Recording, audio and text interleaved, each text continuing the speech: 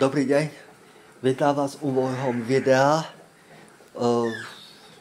Právě dneska si usmažíme vypražaný sýr s vareným zemiakom. Právě zemiaky se varia s tím, že jsem si dával osolenou vodu a dal jsem je uvarit a potom, než bude ty zemiaky měkké, tak to zastavím, předsedíme a potom si usmažíme vypražaný sýr, na který jsem si obalil v trojobale. Najprv jsem si musel dvakrát obalit v hladkých mukách a s vajíčkom rozšlehaný s mlékom a solou. A potom jsem si po vajíčku už obalil na struhanke.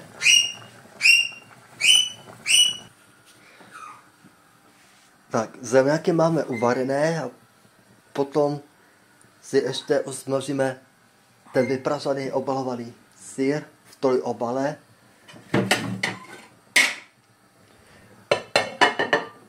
Najprv jsem si dal olej a nechám se rozpálit tuk. Potom, když bude rozpálené, tak vložíme do pánvice tento obalovaný sýr.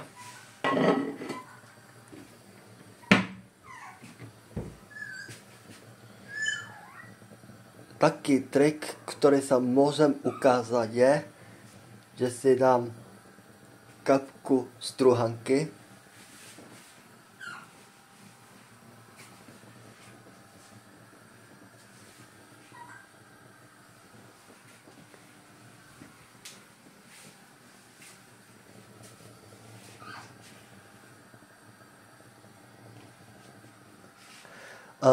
tento sýr se nesmí ani vytéct.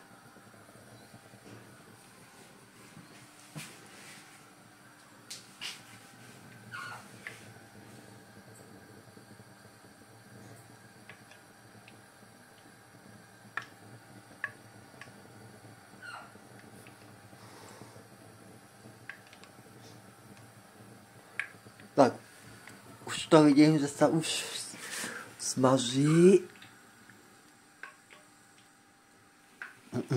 Tak, opatrně a pomalu si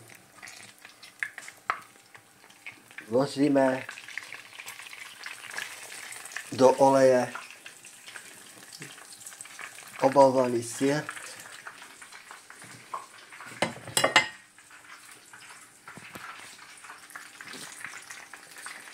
A pomalu si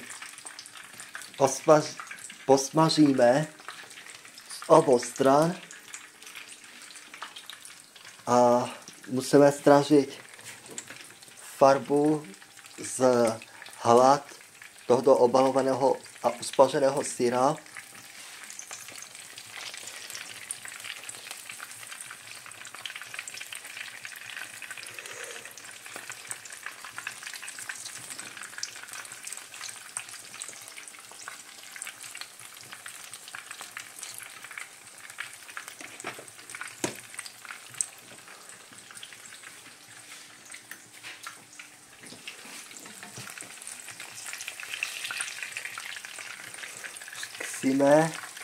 A bude asi ještě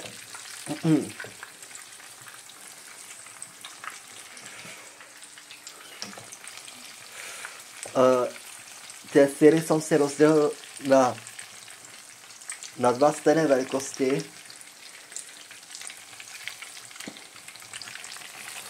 Tak a teraz si opatrně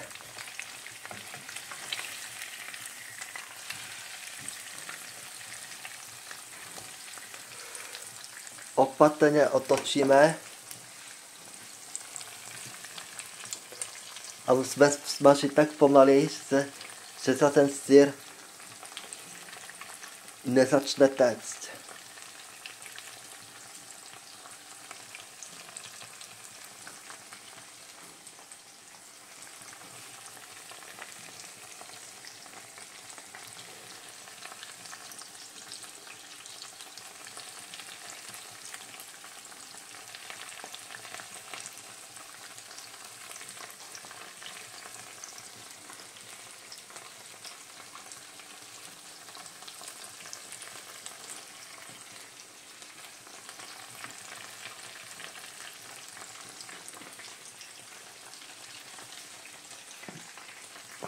Při velkém ohni může být ten sýr presmažený a surový.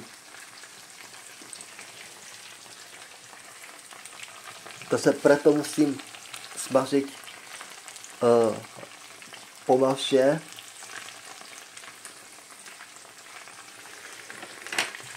Povzráme si vole, musela se volat mama. No, můžem vám ukázat pro divákům. No, tak. Tady by měly být varené zemňaky a tady vpredu je ten rozmažený sýr. Může se stát, že ten sýr rozpadne, vyteče a nebude to tak hezké, že keď se rozpadne ten sýr, tak to vyteče a nebude to hezké. Ale někdy se povede a někdy se nepovede, ale tak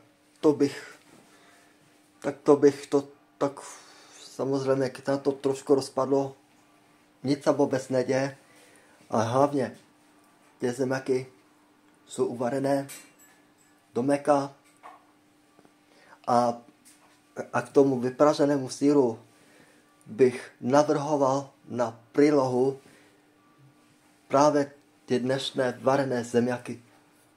Tak, děkujeme vám za pozornost a dovidenia.